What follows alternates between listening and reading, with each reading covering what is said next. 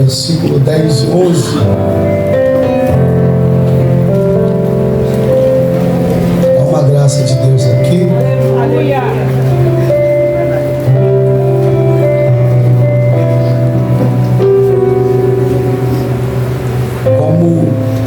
Como você foi feliz nesse louvor? Em todos. Mas eu amei esse do final. Esse do final parece que é o hino nacional dos bleanos, porque ele vive. E essa é a nossa única, não há outra esperança, só essa. Nós cremos no amanhã por causa da morte dele. Aleluia! Só é o que temos. E tudo temos. Romanos, capítulo 5, versículo 10 e 11, está escrito assim: porque se nós, sendo inimigos, fomos reconciliados com Deus pela morte de seu Filho, muito mais, estando já reconciliados, seremos salvos pela sua vida. E não somente isto, mas também nos gloriamos em Deus por nosso Senhor Jesus Cristo, pelo qual agora alcançamos a reconciliação. Senta, pode ficar com a Bíblia aberta, a gente discursar juntos e aprendermos. O apóstolo Paulo, ele vai se deter em alguns capítulos, aproximadamente uns 8 capítulos, para falar sobre justificação pela fé. Logo, o apóstolo Paulo, ele vai sistematizar o que acontece no Calvário, no madeiro. Jesus subindo naquela cruz, exercendo a vontade soberana do Pai. Há uma sistemática que Paulo quer trazer essa reflexão para a igreja em Romanos. Aí vem a pergunta: por que Paulo está escrevendo essa carta aos Romanos? A carta de Paulo aos Romanos, ela tem um sentido apologético, um sentido defensivo de fé. Por que Paulo escreve? Porque logo se levantaram não seitas, mas pensamentos filosóficos, gnósticos, contra a fé dos iniciantes irmãos, dando seus pequenos passos na fé. Então Paulo tem um cuidado e recebe a inspiração do Espírito Santo para levantar uma carta, inspirado pelo Espírito, para poder combater as heresias da época. E como que Paulo vai combater as heresias da época? Um dos ensinos do gnosticismo é que o Senhor só queria a alma. Um dos pensamentos filosóficos da época é que o Senhor só usaria a alma do homem, ou seja, a alma do homem seria salva numa redenção completa, e o Senhor não utilizaria o corpo do homem. Só que Paulo, ele pega Coríntios também para poder escrever. Aí Paulo vem trazendo o ensino, dizendo que aquilo que é corruptível será coberto de incorruptibilidade. É um combate. Por que vem a ser um combate? Porque para os pensamentos filosóficos da época, o meu corpo não vai ser usado. Então isso me dá a liberdade, ou falsa liberdade, que eu não preciso do corpo. Se eu não preciso do corpo, esse corpo está livre. Se está livre, qual o pensamento de liberdade do corpo? Eu posso usar para o que eu quiser. Logo, isso não leva à liberdade da graça, mas traz a libertinagem que aponta para o pecado.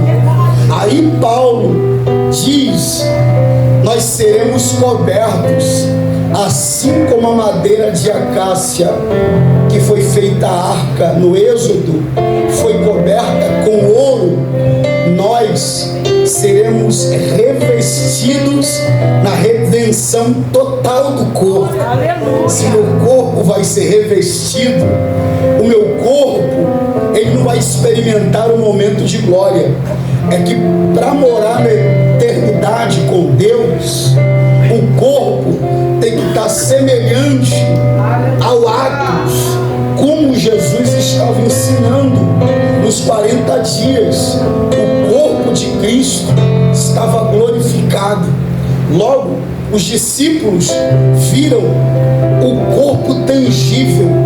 Os discípulos também viram que enquanto ele falava, os anjos o recebiam.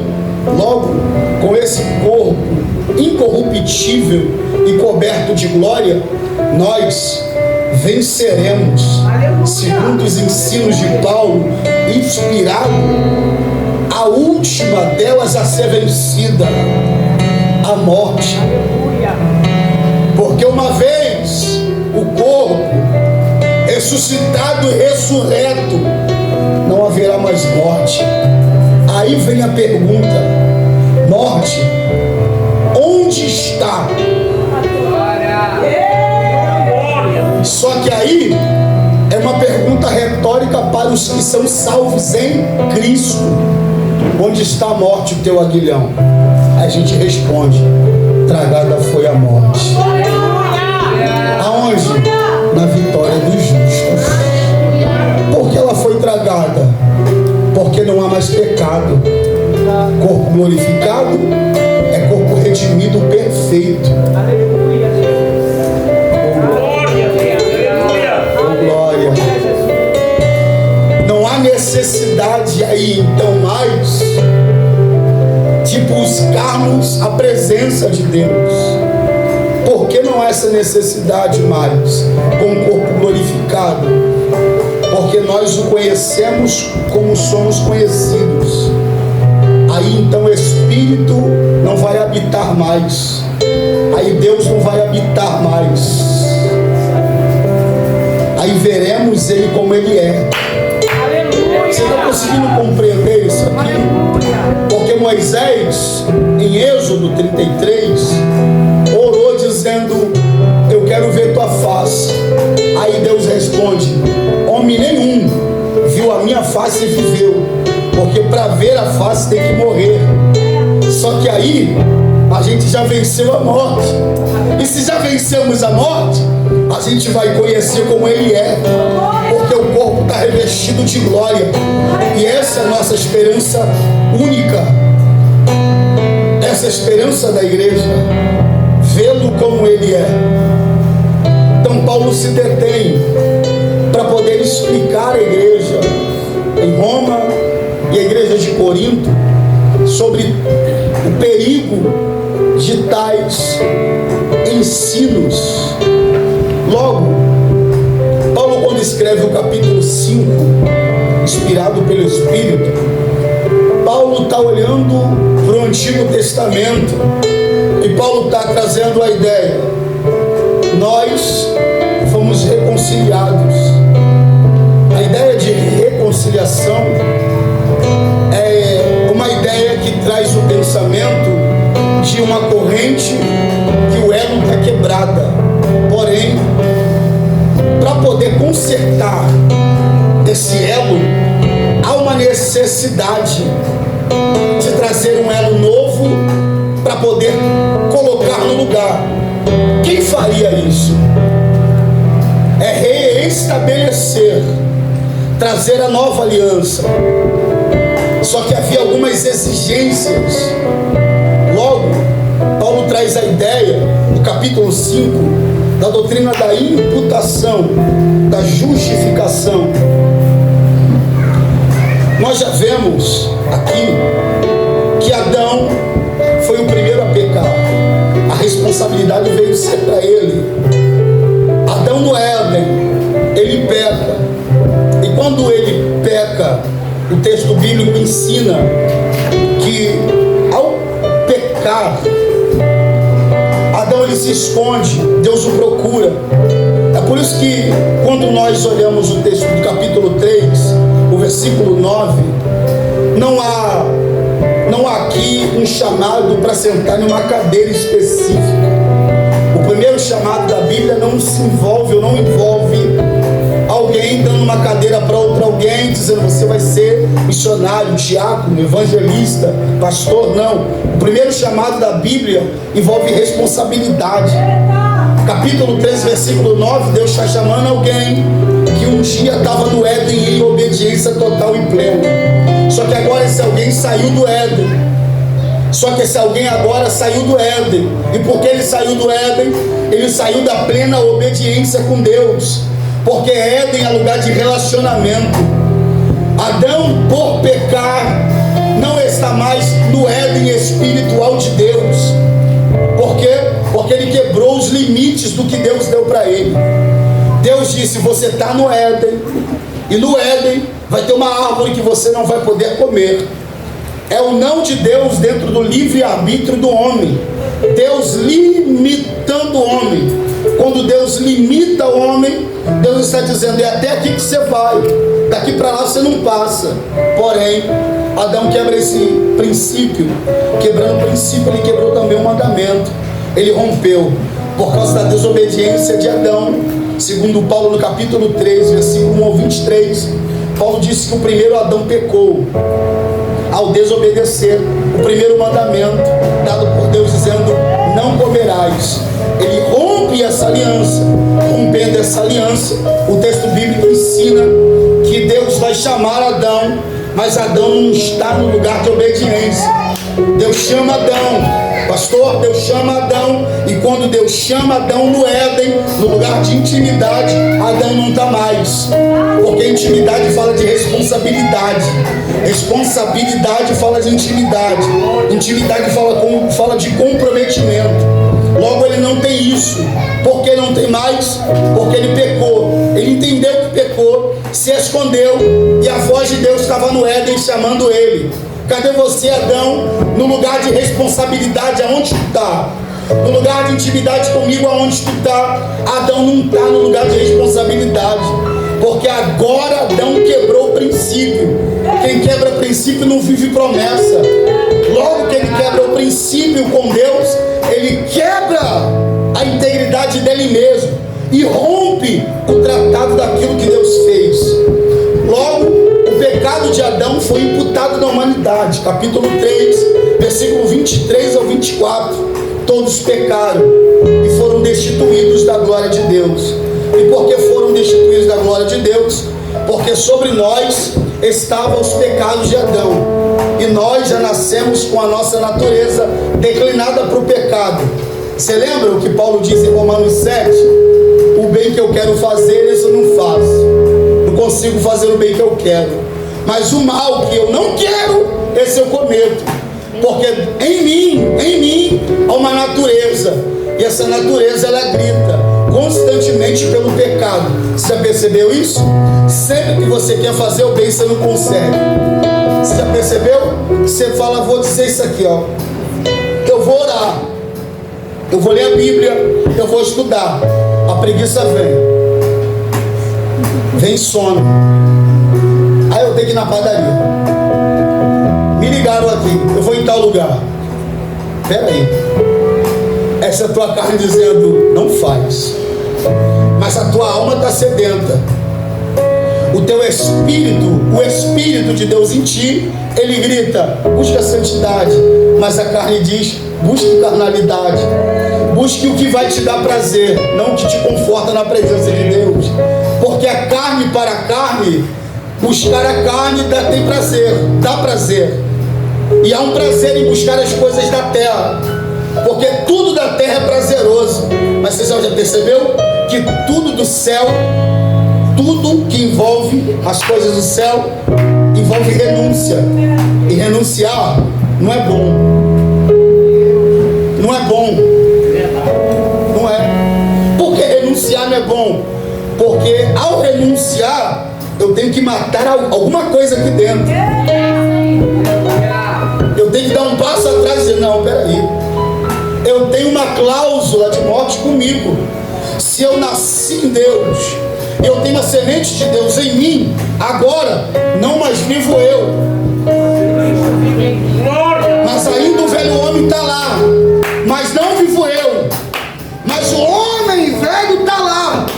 Mas aí o Espírito me lembra, metanoia, eu não posso me amoldar com as coisas dessa terra. Mas aí o Espírito Santo me lembra, eu não posso me parelhar, pastor, com as coisas dessa terra. Só que a minha carne continua. Aí a minha carne diz: para, não ora. Orar não é bom. Vai beber um guaraná na padaria com os amigos. Vai se reunir na casa da irmã Doquinha para falar mal dos outros, é melhor, é prazeroso. Você já percebeu? Até o mínimo pecado é bom. Me diz qual pecado é ruim. O fim dele é a morte, porque o pecado paga. O pecado assina a carteira. O salário do pecado é a morte. O salário paga.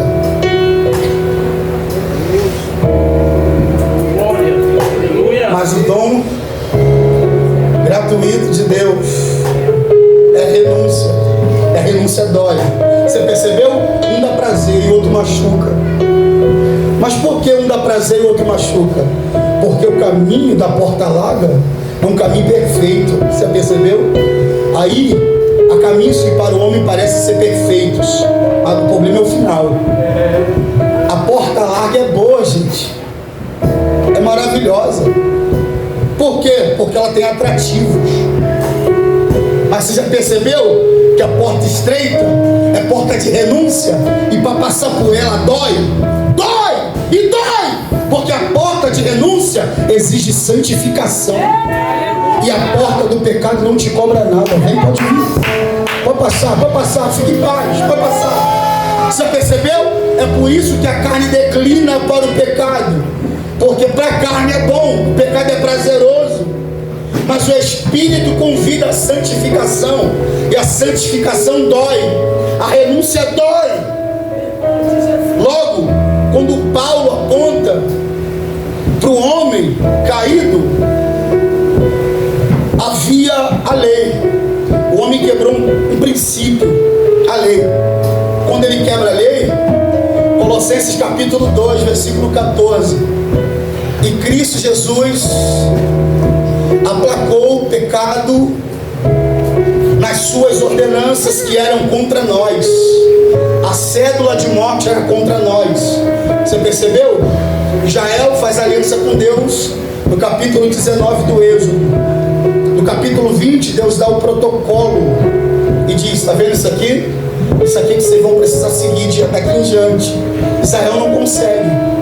Por quê? A lei é perfeita, segundo diz Paulo, capítulo 3 e 4 de Romanos.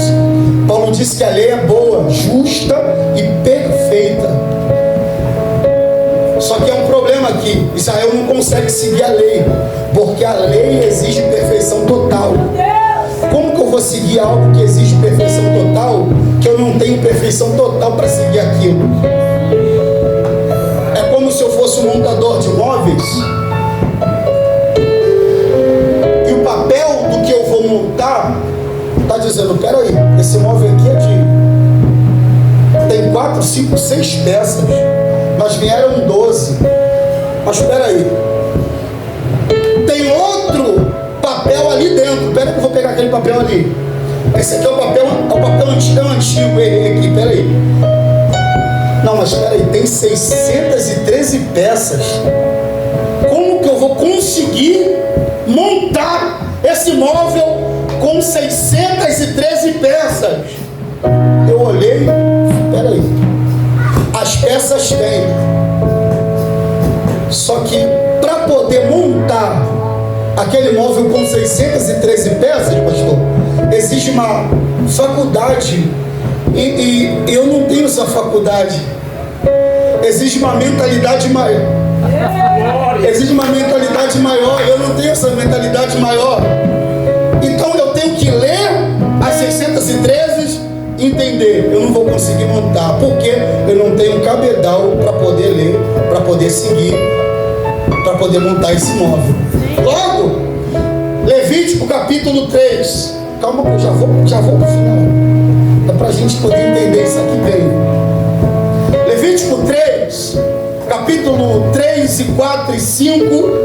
Há uma exigência sobre o sacrifício do cordeiro oferecido pelo sacerdote. E o cordeiro oferecido precisa ser sem mancha, sem mácula, sem mancha. Não pode estar quebrado. Tem que ser um novilho perfeito. Essa é a exigência da lei. Um holocausto perfeito para um cordeiro perfeito.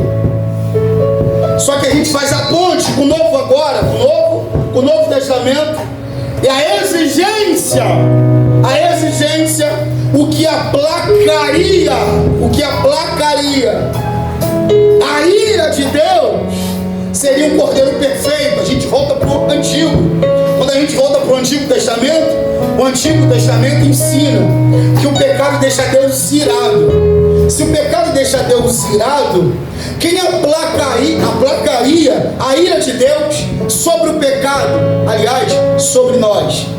Quem seria a propiciação pelos pecados? Porque a exigência da lei dizia: tem que ser perfeito, não pode ser menos que isso, tem que ser perfeito. Porém, veio João, capítulo de número 1, versículo 1 em diante, e manifestou-se o verbo de Deus, o Logos. Ele habitou entre os homens. Peraí, João disse o início da sua missão. Qual o início da sua missão? João capítulo 1, versículo 29. Eis aí quem?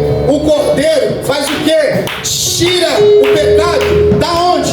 Do mundo. Pelo pecado de Adão foi imputado sobre nós. E de nós a exigência era: precisa ser perfeito.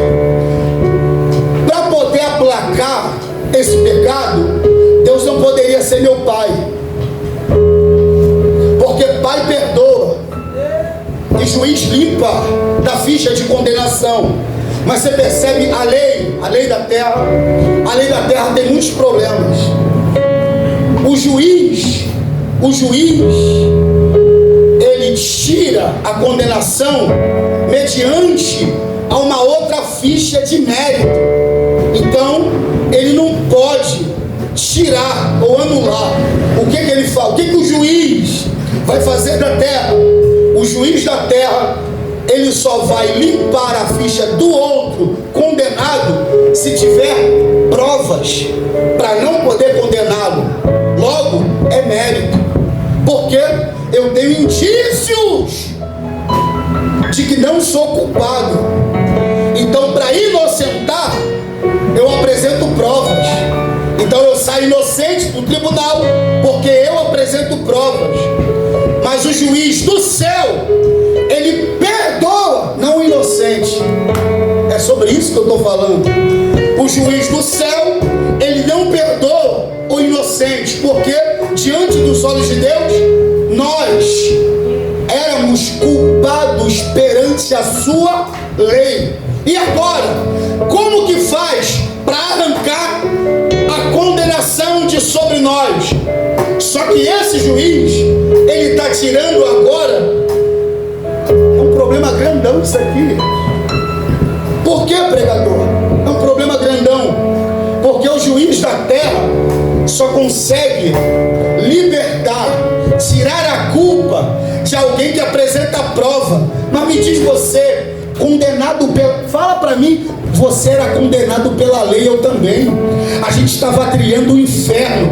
E agora, como que Deus vai nos justificar? A ira de Deus exigia uma propiciação perfeita. Exigia um cordeiro perfeito para limpar o meu e o teu nome. Como que ele vai fazer? O juiz da terra depende de provas. Mas o juiz do céu, ele consegue limpar o nome do culpado. Perante a lei, tu é culpado, e eu também.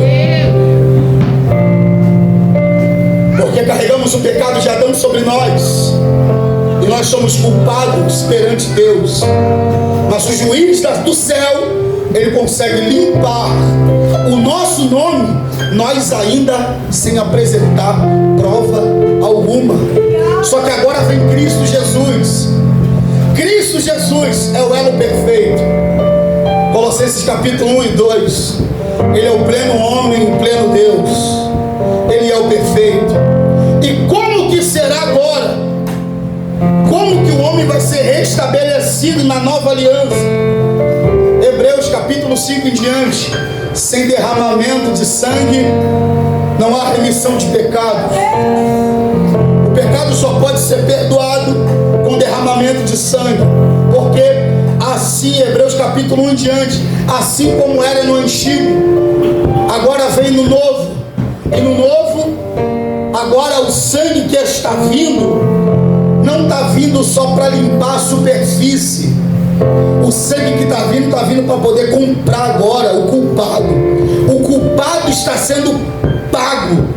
Pago pelo quê? Ele não merece. Ele é culpado. Porém, alguém vai ir e o lugar não é meu. A exigência da cruz é perfeição. Vou repetir isso aqui. A exigência do Calvário é perfeição.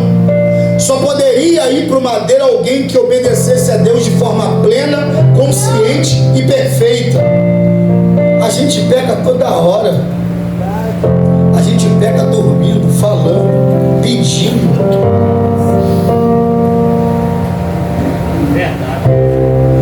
Só Cristo Jesus tinha total moral para subir no madeiro, para verter aquilo que ele verteu e pagar o nosso pecado. Porém, esse processo que Paulo vai explicar é um processo de justificação. Justificar não é pôr no lugar, é colocar o inocente no lugar do culpado. Nós éramos culpados, mas Cristo Jesus vai aplacar a ira de Deus. Deus está irado com o pecado. Se Deus está irado com o pecado, é Cristo Jesus que está indo para poder reivindicar o pagamento dessa dívida. Porque pecou é condenação, mas Cristo Jesus vai obedecer até em morte, e morte de cruz. Filipenses capítulo de número 2. Só que o texto bíblico, ele vai ensinar para a gente. Paulo vai dizer, mediante a sua morte, perceba, agora o sangue, ele não purifica, o sangue não passa por cima, o sangue paga, o sangue compra. E se o sangue compra, agora nós, em caminho de condenação, nós enxertos, gentios, agora nós não vamos trilhar o caminho de condenação, nós vamos trilhar o caminho de liberdade. E a liberdade que nós herdamos em Cristo não é libertinagem. A liberdade não me conduz ao pecado, porque a graça exige responsabilidade de mim. A graça é o amor, e a cruz é um abismo que me conduz a Cristo todo santo dia. Quando eu olho para a cruz, eu sou confrontado, mas também sou ensinado que o amor de Deus é tão profundo, é tão largo, é tão denso, que homem nenhum merece esse amor. Mas Jesus mostrou para a gente, quando ele disse tetelestai, ele disse, Pai, é a tua mão, eu entrego o meu espírito. O que é que Jesus está dizendo? Ele está dizendo, eu paguei, eu fui a propiciação dos pecados deles, eu perdoei o pecado deles. Agora temos paz com Deus. Você não está entendendo? Peraí, por que nós temos paz com Deus?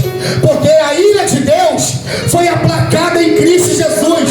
Se a ira de Deus foi aplacada na ira de Deus, e aí agora nós alcançamos um novo lugar. Nós somos adotados. E por que nós somos adotados? João, capítulo de número 1, versículo de número 12. E todos quanto nele creu, deu-lhes o poder de serem filhos de Deus. Por causa da morte de Jesus, nós entramos na família de Deus. E por entrar na família de Deus, nós ganhamos um novo lar. discípulos e diz: é necessário que eu vá, porque eu preciso ir, eu vou para o Pai, mas eu vou preparar um lugar para vocês. Vocês não vão ficar órfãos, porque eu vou, mas enquanto eu vou, vai vir um no meu lugar. Quem é ele? Ele é o Espírito Santo de Deus. Opa! A morte de Jesus nos propiciou a liberdade em Cristo, e nós somos libertos hoje. O pecado não nos domina. Sabe por quê? Porque em pleno carnaval a gente podia estar na folia, a gente podia estar no Bola Preta, a gente podia estar em alguma avenida por aí, mas não fomos nós que escolhemos vir para cá. É isso que eu quero dizer. Nós somos atraídos, porque a graça é isso. A graça atrai o filho redimido do seu pecado. A graça te atraiu para cá, assim como todo dia a graça te atrai.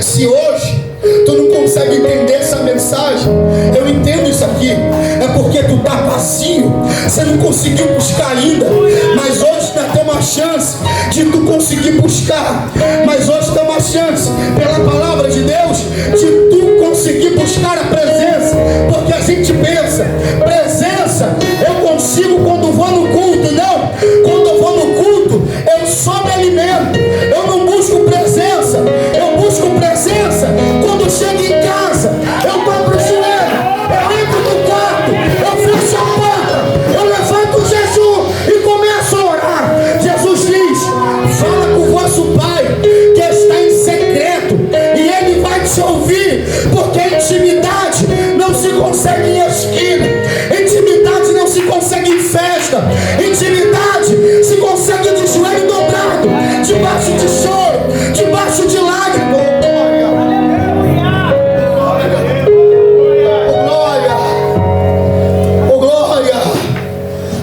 De Jesus agora nos deu acesso, segundo Paulo ensina, nos deu acesso a quê? Nos deu acesso a ter intimidade com Deus. Agora eu não preciso levar um pombo, eu não preciso mais levar um cordeiro, porque Jesus se fez cordeiro. Eu não preciso levar um boi para o sacrifício, porque agora o sumo sacerdote adentrou na região celestial, e quando ele pagou os meus pecados, ele cumpriu a lei, ele cumpriu o veredito de Deus, e o veredito de Deus era culpado. Mas depois da morte de Jesus, a igreja não é mais culpada. Oh, glória a Deus, porque a morte agora não tem poder sobre aqueles que Deus escolheu. Você percebeu? Depois da morte de Jesus, a morte perdeu moral.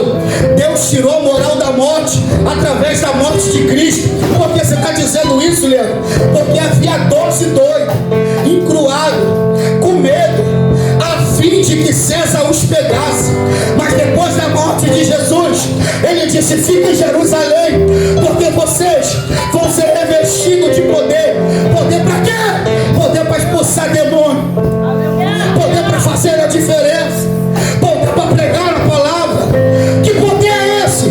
Poder delega autoridade, autoridade delega autorização, autorização alega acesso. Deus está dizendo agora: vocês têm acesso a minha o quê? A minha presença. E por ter acesso à minha presença, eu vos autorizo a pregar a palavra. Ei, jovem, não prega só com boca, prega com vida também. Ei, rapaz, ei, moça, não prega só com boca, porque pregador não nasce no púlpito, pastor. Pregador é uma autoridade de Deus aqui. Agora fica ruim da gente dar glória, porque a palavra vai começar a confrontar a nossa alma. Porque Jesus não te quer do jeito que tu tá. O filho pródigo não foi recebido somente e sentou na mesa do jeito que estava, porque do jeito que veio, a graça falou vem, mas do jeito que estava, na mesa de intimidade não. Ah, o pai disse: pega a sandália para ele, porque quer intimidade comigo, tem que ter uma preparação do evangelho.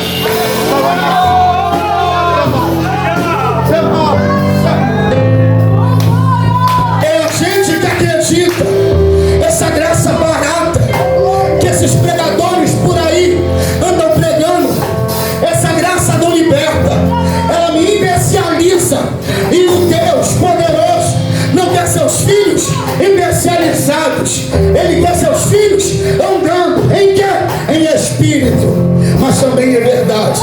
Tem que andar em espírito, mas também é verdade. Tem que andar em espírito, mas também é verdade. Logo, o Calvário traz para mim um peso de glória. Glória a Deus. Glória a Deus. Há uma glória sobre esse lugar. Sabe por que a glória de Deus está aqui? Porque não é mérito nosso.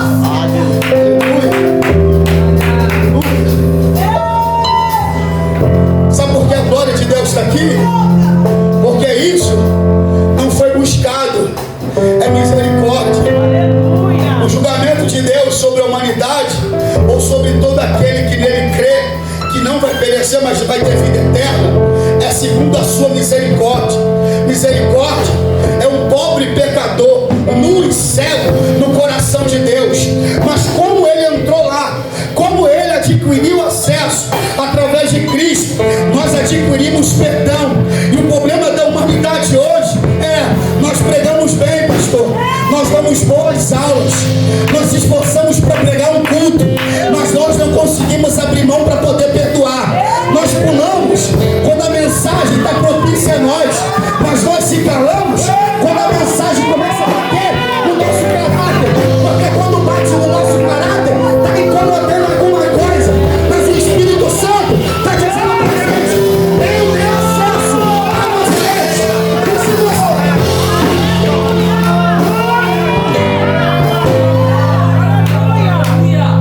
Deus te deu acesso a Ele, e tu não consegue dar acesso para alguém até você. Perdão fala de acesso, perdão fala de acessibilidade. É por isso que o véu do templo não se rasga de baixo para cima, porque eu sou ruim demais para liberar perdão. O véu do templo se rasga de cima para baixo, porque um ato de alguém não pode danificar a história. Judas passou, Jesus venceu. Satanás passou, Jesus venceu. A lei passou, em Cristo ele cumpriu, ele venceu. A morte passou, Jesus venceu. Só que tem um problema: a carne fica, e para tratar a carne é palavra. Só que a carne não quer palavra.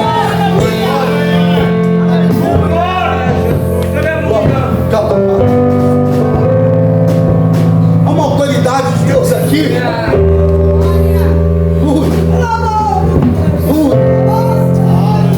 Espírito Santo.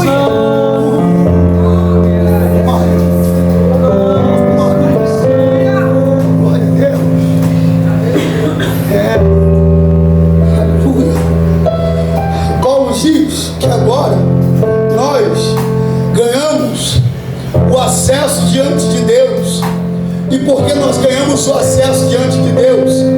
Porque Cristo Jesus foi Ele que pavimentou o caminho até Deus. Agora você tem liberdade, moço. Ei, moço, agora você tem liberdade, não libertinagem, tem liberdade para se achegar a Deus. E como que fazemos, pregador, para poder se achegar a Deus? Ponto. Aqui já falamos. Para se achegar a Deus, você está olhando, olha para quem está do seu olho, olha rapidão para quem está do teu lado. Você olhou para ele? Se eu não conseguir servir quem está do meu lado, eu não consigo acesso a Deus. Porque meus dons e talentos não são só para servir o céu, mas são para servir a terra, glorificando a Deus. Ei, o que tu tem é dom, não é para glorificar o teu nome. O que você tem não é para o microfone só estar na tua mão. O que você tem é para glorificar a Deus. E não, glória a Deus eu não tenho quando eu estou com o microfone na mão. Eu preciso ser crente sem esse púlpito. Por quê? Porque isso aqui me esconde. A palavra pode me esconder, mas na vida de oração ninguém se esconde.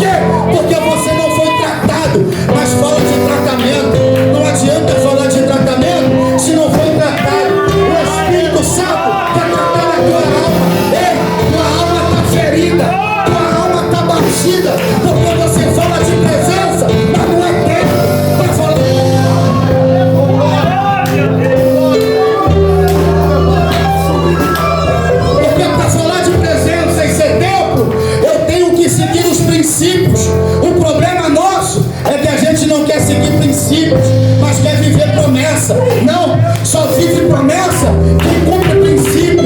É por isso que Jesus disse: Pai, afasta de mim esse cálice, mas todavia seja feita a tua vontade. E a vontade de Deus dói, porque a vontade de Deus não é igual a nossa. A gente quer fazer o que a gente quer, achando que estamos glorificando a Deus. E Deus diz: não, você não está fazendo o que eu lhe pedi, você está fazendo aquilo que teu coração está mandando. Porque para seguir a vontade boa, perfeita e agradável de Deus, a gente precisa de princípios. E o que o Espírito Santo nos traz hoje é: siga os princípios, jovens. Quer viver uma vida abençoada diante de Deus? Viva os princípios, ame os princípios. Não quer ser um desobediente rebelde? Siga os princípios, porque os princípios te levarão para a eternidade, e a tua carne vai te arrastar para o inferno. Mas a pregação do pregador não é para você ficar com medo, é para o temor de Deus vir junto com sabedoria. Fica de pé comigo.